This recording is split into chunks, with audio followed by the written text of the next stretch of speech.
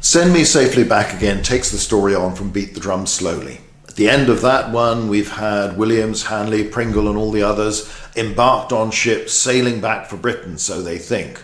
But then there was a storm, as there really was, and the ship carrying our three main characters is blown off course and eventually ends up being taken back to Portugal rather than going to Britain.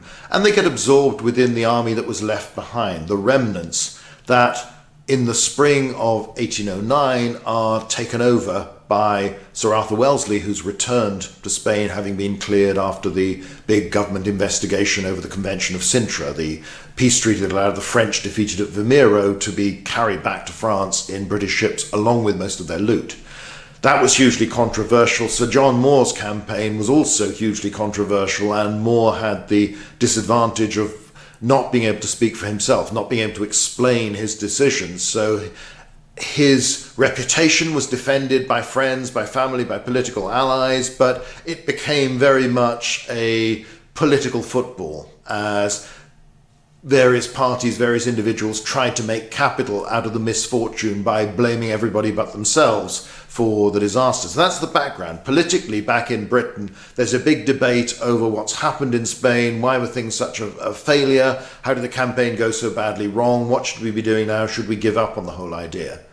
So Sir Arthur Wellesley returns to Portugal, and again, we know with hindsight this will lead on to the later campaigns, the victories, the defence of Portugal, the drive into Spain, and eventual success and expulsion of the Spanish armies from the Iberian Peninsula. But in the spring of 1809, they would have got very poor odds if you wanted to place a bet on that happening. So Williams, Hanley, and Pringle are back there, and they become associated with other units of individuals cut off from their battalions. And there were 3 battalions of detachments, as they were called, in the army that was formed, made up of bits and bobs, detachments from different units. I've added my contingent of the 106th Foot to one of these. The other units that are there were ones that were actually represented, and they're put around the army, and they're a mixture. It was always hard to tell with units like this whether they were people who'd been simply by chance cut off from their unit, or whether they were the ones that the unit didn't particularly want to have with them, or whether they were those who were keen to get away from the fighting and the main action. So they had rather a mixed reputation, not a very great reputation, but it does allow me to place them in the 4th Division for the campaign. Now, in the story, our friends get involved in some operations on the border, and they come across Sir Robert Wilson, one of these remarkably bizarre characters that, again, you couldn't invent. And he'd formed the Loyal Lusitanian Legion, or at least he'd taken over command of this largely Portuguese force that was operating with British arms, British support, though it took quite a while to organise. And he waged this campaign of surprise and trickery in the border areas, convincing small French garrisons to surrender by pretending to have more men than he really did, this sort of thing. He's a very odd chap. He wrote a couple of famous books discussing the campaigns in Central Europe and the role of the Russian army, because at times he was attaché to the Russians and was very keen on that, how great the Russian army was and how marvellous it was at this, that and the other, and sometimes gets quoted verbatim as if he was an independent witness, whereas that was one thing Wilson never really was in his career. This is a man who later on gets involved with a plot to rescue Napoleon from San Heleno. It doesn't come to anything, but Wellington described him as a most slippery fellow, and that's probably a fairly fair judgment, but again, a great character drawn from the real history, and it was just too tempting not to have my heroes get involved with him. So they're involved in some of his operations. We get to see some of the wider war and not just the famous bits. Our heroes don't get involved in the northern Portuguese campaign to retake Oporto, where Wellington or Wellesley as he still is, won his first big victory since his return. And that's a fascinating campaign, and I was very tempted, but there isn't space to have everything. And you can find the material elsewhere. The main operation of the book is the build up to and the Battle of Talavera. And that's another of those surprising things, because it's easy to forget just how close to Madrid this battle was fought. And in the summer of 1809, Sir Arthur Wellesley, always seen as cautious, methodical Wellesley, allied with a Spanish army under Cuesta, advanced in an attempt to retake Madrid from the French. Now, given again that we know how hard the Peninsular War is going to be in the years to come, this is an incredibly bold operation, and while it helps, obviously, that the Austrian War has kicked off on the Danube, so Napoleon and his main forces are preoccupied elsewhere, this is still a very, very ambitious plan for a relatively small British contingent with some limited Portuguese aid at this point, and a Spanish army that has managed to stay in the field after taking battering after battering. These are many units that are poorly equipped or as raw recruits, but there's a very poignant account from just before this period that I think I mentioned in the historical note, and it works into the story of someone seeing these young kids who've been called up to join the Spanish army tramping off to get there, and they're not well fed, they're not well supplied, but they've just got the sheer guts, the sheer stubbornness, whatever it is, to keep fighting. So the motivation is there, the time to train, to prepare, and the proper organisation and equipment is lacking. So you've got an army that is somehow a bit like a punch-drunk boxer. It's still on its feet, but it's struggling, but it's not giving in. And that's, this is quite a fragile force, just as the British are, to take up against major French field armies, because again, this is a campaign that will be much bigger. Talavera is more than twice the size of Vimero as a battle. So it's moving to a level of operations the British don't have any real experience of doing. And it's sticking their neck out almost as much as Sir John Moore had stuck his neck out in the previous year.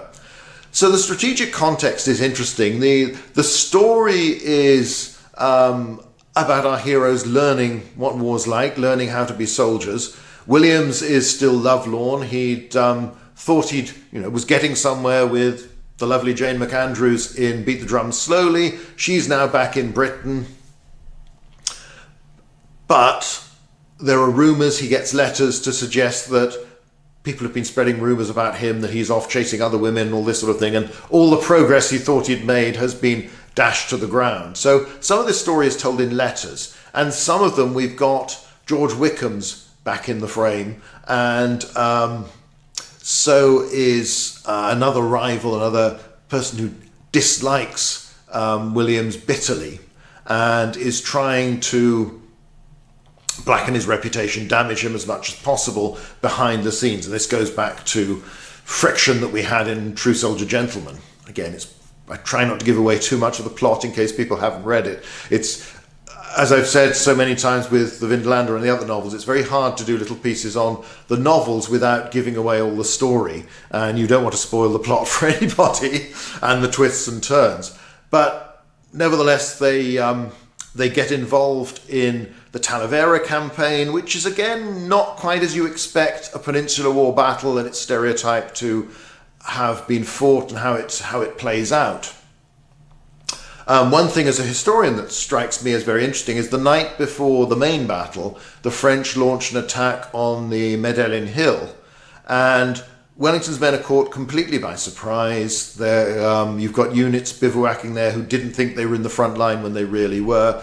The French they almost succeed, but they just manage to, they haven't really got enough men up there to complete the attack and to support it, and the British manage to rally enough units, organise themselves, and fight the French off. And our characters get involved with this. I couldn't help throwing in, there's a brief allusion to Richard Sharp from the first Sharp's Eagle novel, when a blood-stained rifles officer walks past in the night and just grunts, because I don't see Sharp as having, but that's, if you know the other story, it's just after he's killed someone, one of the baddies in that book, that, as I've mentioned before in the introduction, was something that reading those stories did set me on the path to this deep, deep interest in this Napoleonic era, and particularly the Peninsular War.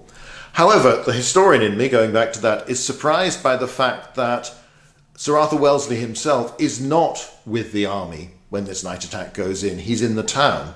And so is Hill, who's commanding the division of troops that's stationed on that vital piece of ground. He's not there either. Now, for me, it's very hard to imagine one of the later battles in the Peninsular War where your two senior commanders in the British Army are not much closer to the point of danger.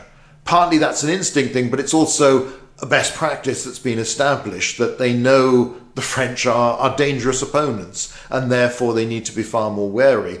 So that's quite interesting. And the way the battle was fought, the grinding attrition of Talavera, the British casualties are very, very high.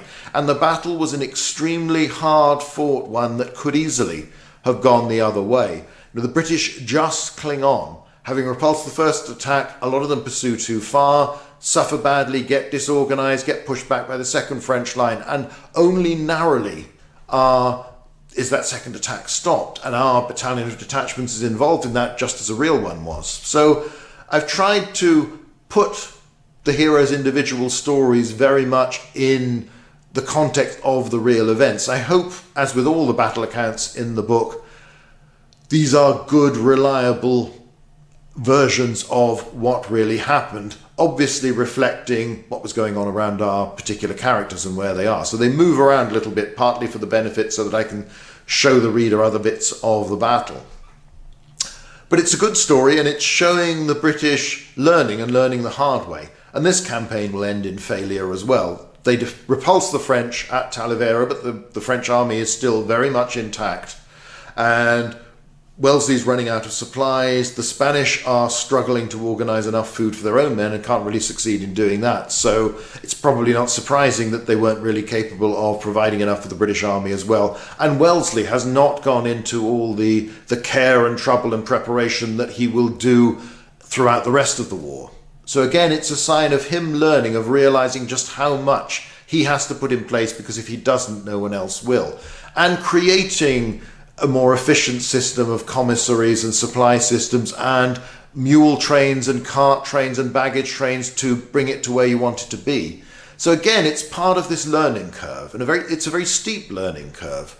So although the British can come out with a good tactical success at Talavera, they fought very hard, they've won, strategically the campaign fails, and the army retreats back, and it suffers badly from disease, almost as badly as it had suffered in the battle itself in the months that follow.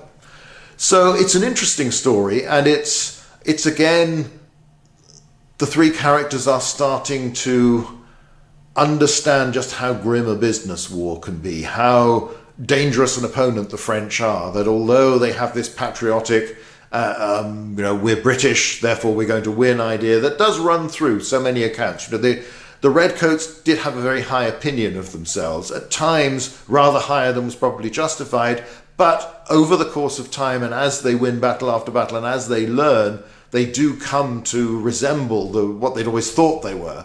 But that's what the stories are about. It's about that learning process, that the creation of this remarkable British and Allied army under a remarkable commander and many remarkable subordinates. So again, hopefully it's a good romp, hopefully it's good fun, and it's taking us on then to the next part of the war. And the next two books are really on some of the less famous operations. So we'll talk about them in the next videos.